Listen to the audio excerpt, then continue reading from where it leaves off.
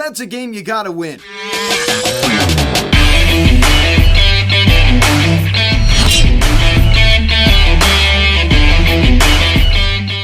What is going on, everybody? Welcome to Phillies Hot Stove Media. To recap this afternoon's game between the Philadelphia Phillies and the Atlanta Braves, as the Phillies lose 8-7 to the Braves, as they have now dropped the last two games of this four-game series and settle with a series split. Now, going into this series, I was just hoping to just take 1 out of 4, and the Phillies do more than just that.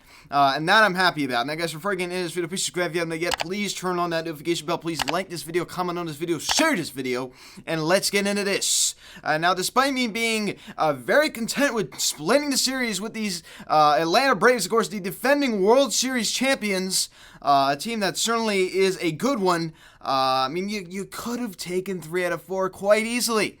Quite easily. Of course, we had another long rain delay. I've never seen a team have the longest rain delays in my entire life. This afternoon was the final home game of the regular season. I mean, it's just hard to believe how fast the season went. I just can't believe how fast the time is going. It's just flying by, ladies and gentlemen. It's just absolutely crazy. But a lot of mistakes today. Brandon Marsh, wear sunglasses, my man. I'm not sure what in the world you were doing out there on a Sunday afternoon in center field, and you are not wearing sunglasses. That is unacceptable. He loses the ball in the sun. Wear sunglasses. Wear sunglasses. Why are you not wearing sunglasses? That wouldn't have probably happened if he would have been wearing sunglasses, okay? Does somebody buy him a cheap pair of sunglasses from Five Below? I don't know. And they probably got all these deals with Oakley and, hire great companies like that. I'm not sure why in the world he was out there without any sunglasses. That just makes no sense to me whatsoever. And that cost us a run. A lot of mistakes today. I mean, throwing Ronald Acuna Jr. an 0-2 fastball. First of all, why are you pitching to Ronald Acuna Jr. in the first place when there's a runner at second with nobody out and there's an open base at first and you could set up the double play? Why in your right mind are you pitching to Ronald Acuna Jr.? You walked in the first time. You had enough sense to walk in the first time, but you didn't the second time. Yes, I understand it's a tough decision. He hasn't seen, live, pitching, in a major league game in nearly 5 days up to this point. So I'm a little bit sympathetic on that note. But I mean, there's just no excuse. This guy absolutely kills you. And there you go, drives in the go-ahead run. It's just maddening.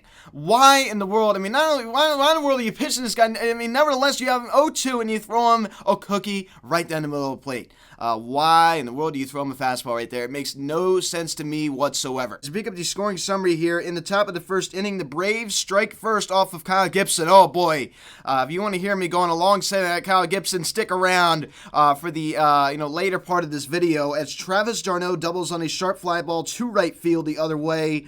And of course, this was the misplay by Brandon Marsh. It's a miracle that wasn't marked down as an error. And the only reason why it was not marked down as an error is because Brandon Marsh never touched it.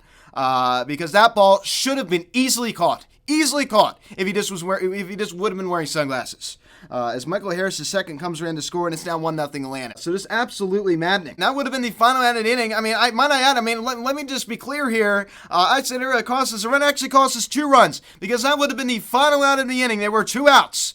And of course, the Braves did not be done there in the top of the first inning. So, listen, I'm not happy with Kyle Gibson. I still think he's been terrible, and that doesn't excuse the other bad outing he had here this afternoon, but that is not on Kyle Gibson. Let me pick it up here in the same inning. Matt Olson, the doubles machine. Of course, he was leading the big leagues in doubles for a good part of this year. Of course, he's went on that long dry spell. He's been absolutely terrible, but he seems to have the Phillies number. He doubles on a sharp line drive to right field. Travis d'Arnaud comes around to score Olson's 43rd double of the season. And it's now 2-0 Atlanta. So Matt Olson gives the Braves a 2-0 lead right there. So there you go.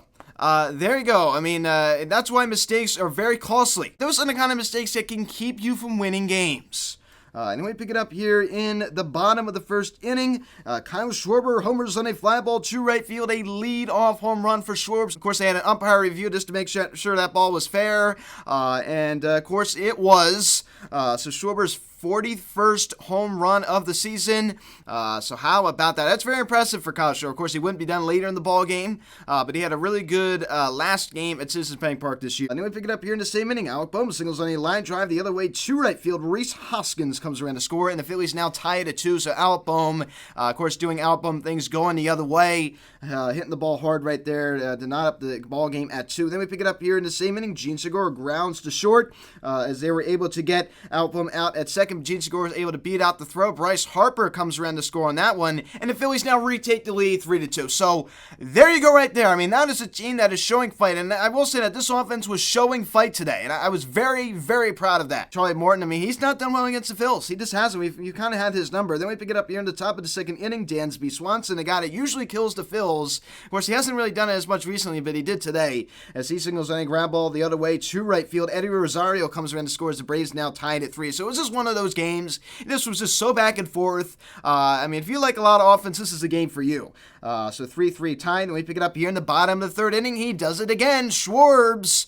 Kyle Schwarber homers on a fly ball to left center field. Of course, he goes the other way this time. 42nd of the season, and the Phillies now retake the lead 4-3. So Kyle Schwarber with 33 home runs this year out of the leadoff spot. So how about that? 33. So congratulations to him on that accomplishment. I mean, 42 home runs. I understand there's some Schwarber haters out there. Oh my gosh, I can't stand this guy. He's in the leadoff spot. He's only hitting, around 215. Oh my gosh. I mean, this guy strikes out so much. I mean, he's a strikeout king. Listen, I'm willing to hear you out on a lot of these arguments, but one thing you cannot take away from Kyle Schwarber is his raw power. This man is just a beast. He slugs the baseball, ladies and gentlemen. I love it. So Schwarbomb, 42 Schwarbombs on the season. Then we pick it up here in the top of the fourth inning. Dansby Swanson homers on a fly ball to center field. A 2-run shot also scores Eddie Rosario. Swanson's 22nd home run of the season, and it's now 5-4 Atlanta. So they now retake the lead. So Dansby Swanson, as I said, I mean, I was kind of worried where he was, right? He wasn't really doing a whole lot of damage against the Phillies as of late. This is a guy that usually murders the Phillies, and he just was very quiet. He kind of reminded me where he was today. My goodness gracious, he did a lot. So the Braves retake the lead 5-4. And we pick it up here in the bottom of the fifth inning. Bryce Harper hits a sacrifice fly to right field. Kyle Schwarber crosses the plate, and the Phillies now tie it at 5. So there you go right there. There's another example of the Phillies coming back and putting up a fight. I mean, not going down. Let me pick it up here in the same inning. Alec Boehm with some fundamental baseballs. He hits a sacrifice fly out to right field the other way. Rhys Hoskins comes around to score on this one, and the Phillies now retake the lead 6-5. So you're thinking let's go.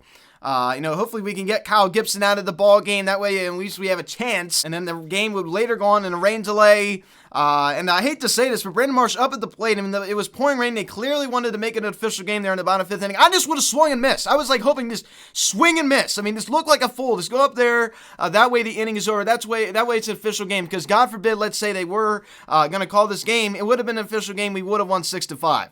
Now, it was just a passing shower. At least it was supposed to be a passing shower. I mean, the game was in rain delay for forever. Of course, not as long as 2 weeks ago. I remember that was just ridiculous. But anyway, of course, the at-bat would later resume in a 2-2 count. We pick it up here in the top of the eighth inning. David Robertson on the mound with the bases loaded, throws a wild pitch. Oh my goodness gracious. William Contreras comes around to score, and it's now a 6-6 ball game. Seeming oh my gosh. I mean, it was an 0-2 count. He was trying to get him to go fishing.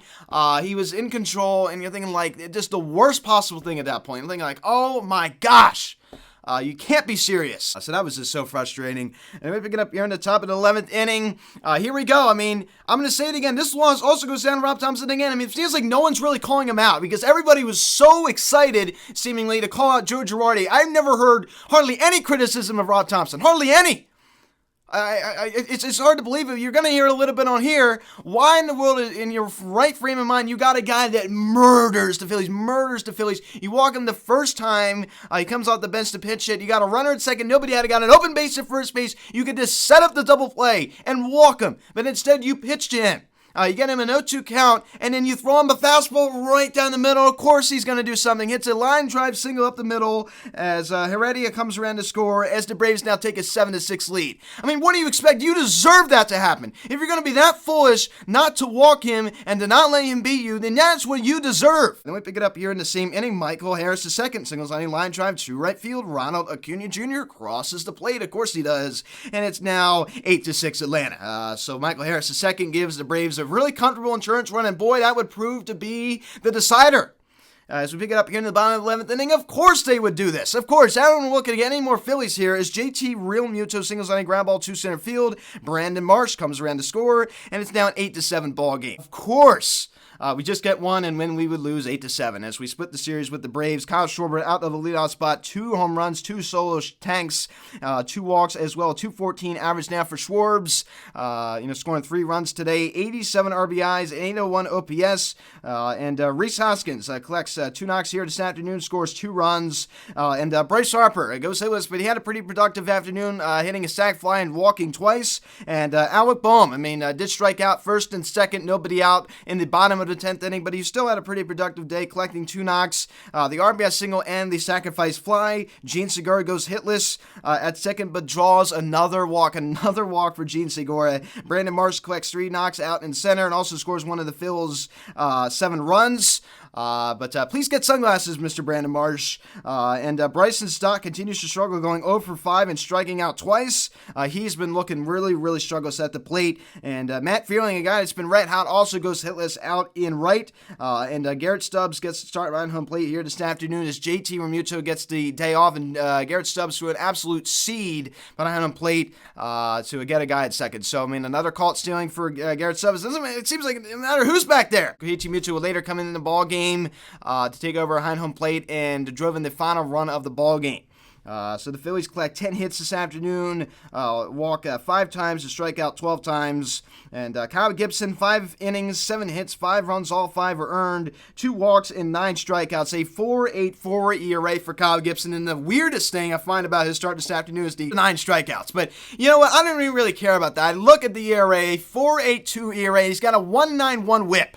This guy's been an absolute disaster. He has a 6.88 ERA his last 7 starts. So the numbers prove it. And one thing I really don't understand, Noah Syndergaard is giving you better numbers than Kyle Gibson as a starter, but yet you elect to put Noah Syndergaard in the bullpen when usually he's the kind of guy that doesn't really do too well for the first 2 innings of his starts. And you're going to put Noah Syndergaard in the bullpen over Kyle Gibson when Kyle Gibson has done significantly worse as a starter.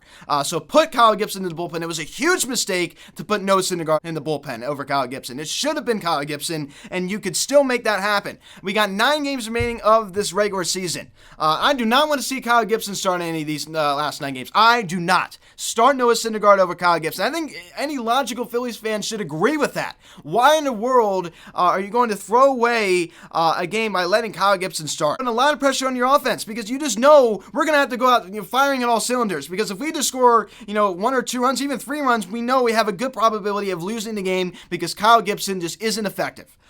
So start Noah Syndergaard over Kyle Gibson. This screams it today. It just screams it. Noah Syndergaard over Kyle Gibson. I don't understand how anybody could say I don't agree with that. It makes no sense to me. If you do, then you got to explain because it makes no sense. Granted, 2 of those runs shouldn't have been on the board today. I will say that. But Brandon Marsh should have been wearing sunglasses and he should have caught that baseball. Nick Nelson, a nice solid inning here this afternoon, striking out 1. Jose Alvarado strikes out the side. I just honestly run out of things to say about this guy. He's just incredible. Re-sign this guy.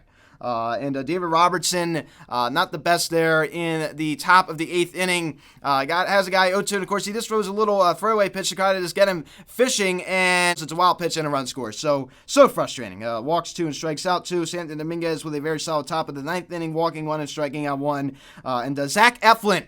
Here's another thing, throwing that really good top of the 10th inning, striking out 1. He's a former starter. Why not just leave him in the game? I don't get it. I just don't get it. I understand Angie Bellatti's been very good, and I'm very disappointed that he struggled today. And the numbers prove he's been very good. A 3.27 ERA even after allowing the Ron Acuna Jr. go-ahead RBI single and the Michael Harris' second RBI single. But so why in the world? Zach Eflin, a former starter, he pitched great there in the top of the 10th inning, 1, 2, 3 inning. We're just going to take him out. He's a former starter. So that would be our final 8-7 Atlanta. So we get a day off tomorrow.